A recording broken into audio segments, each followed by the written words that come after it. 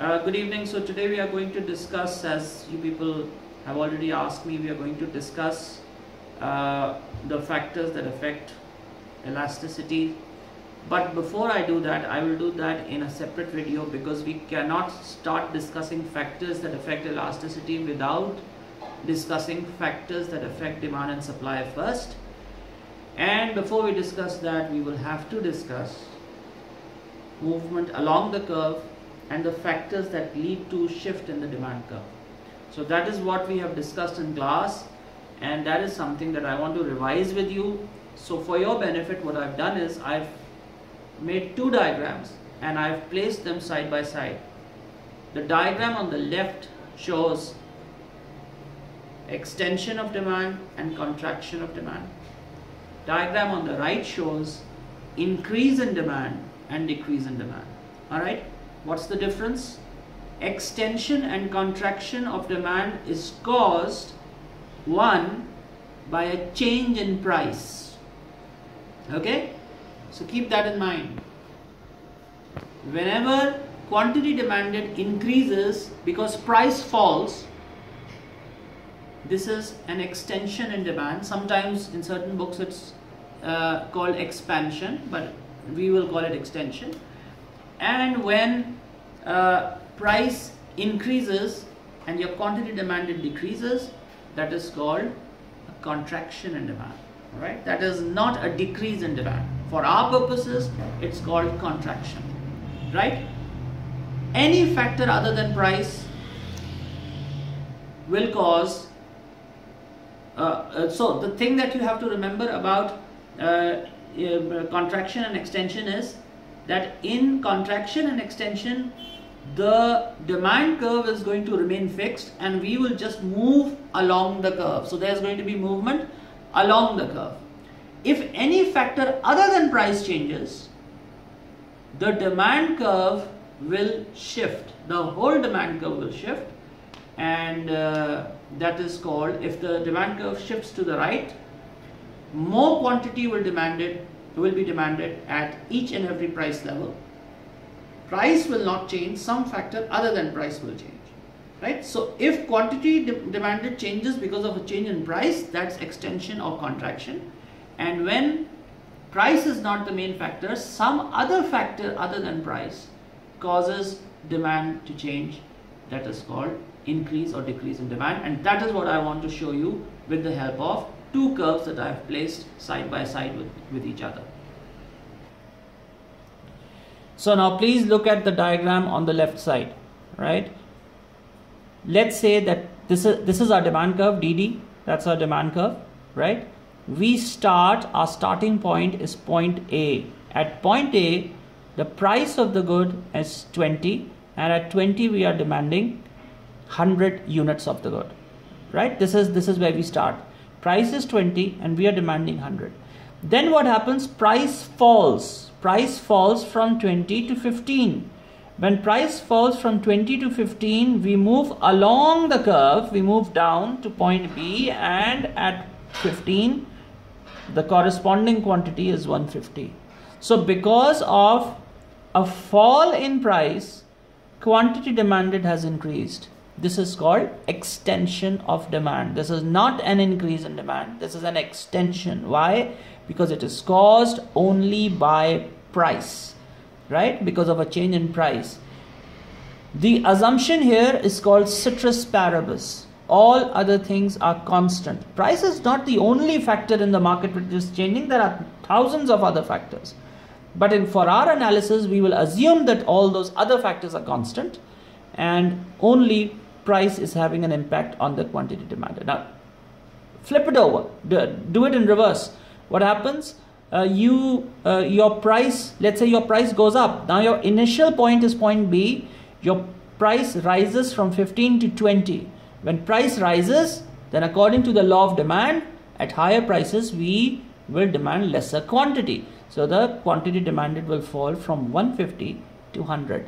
This is not a decrease, it's a contraction in demand. Why is it a contraction? Because this is caused by an increase in price. And once again, the demand curve is fixed. We are just going to move along this curve from point B to point A. Right? Now, compare the situation with the other graph, the second graph.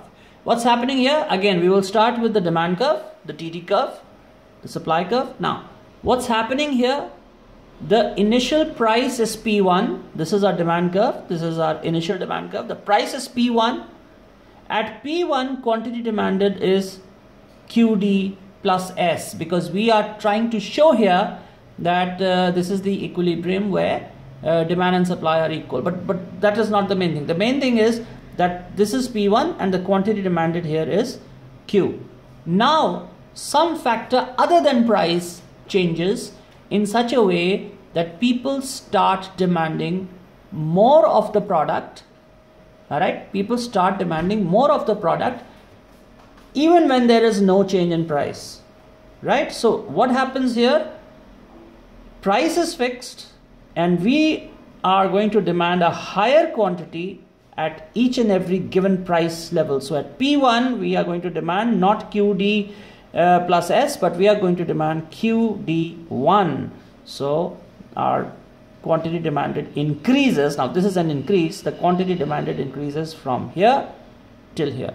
So in order for this to happen, the entire demand curve will shift outward. There is no movement along the curve in this situation. All right. A factor other than price. These factors other than price which cause the demand curve to shift are called determinants of demand. All right. They are called determinants of demand, or to be more precise, they will be called non-price determinants of demand. These non-price determinants are those factors which cause the demand curve to shift so that at the same price level more quantity is demanded. Now, what are these other factors? Think about very logically. What are these other factors? The first factor which will cause your demand to increase even when price is the same is if your income goes up. If your income goes up, I'm not going to go into the definition of a normal and inferior good, but right now we are assuming that all goods are normal. They are positively related to your income. So if your income goes up, right, most likely you're going to demand more of a good. Let's assume you are going for to a restaurant and your income is let's say your income is 10,000, and at 10,000 you go out once a month to a restaurant. Now your income increases to 30,000. You will probably demand more of you will frequent these restaurants more. So your demand for outing or your demand for going to the restaurant or such places is going to increase. The price is the same. The price hasn't fallen. At the same price level, more quantity is demanded. Why?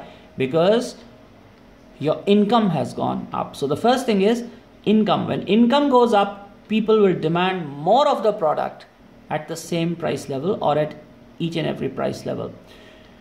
Right? What else? If preferences change, if tastes change, if lifestyles change, all right, let's say in the past people were not demanding a lot of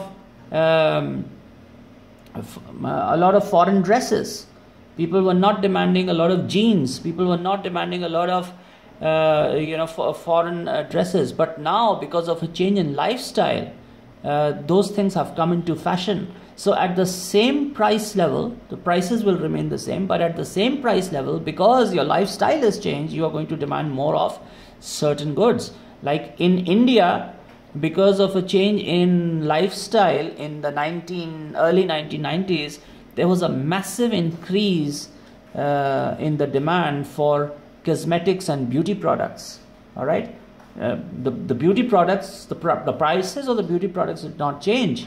They did not fall, but because of the lifestyle which underwent a major change in the 1990s, the demand for such goods increased, right?